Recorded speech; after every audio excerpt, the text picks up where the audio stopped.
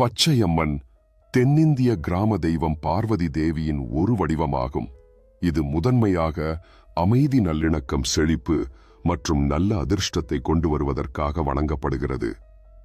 இது பெரும்பாலும் இயற்கை, கருவுறுதல் மற்றும் திருமணங்களுடன் தொடர்புடையது.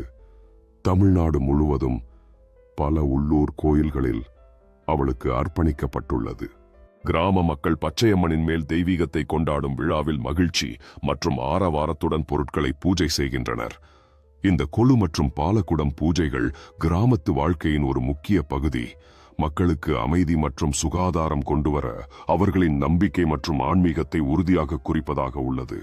பச்சையம்மனுக்கு உரிய ஜவுளிகள் மற்றும் கொள்கைகளை கொண்டு செல்லும் மக்கள் தங்களின் வாழ்வில் அமைதி மற்றும் செழிப்பை வேண்டிக் கொண்டாடுகின்றனர். இந்த சமயம் கிராமங்களில் நம்பிக்கை பரிசுகளை பெற்றுக்கொள்ளும் பெருந்தொகை வழங்குதலோடு பச்சையம்மன் நாட்டின் ஆரோக்கியத்தை மேம்படுத்தும் ஒரு வழியாகிறது.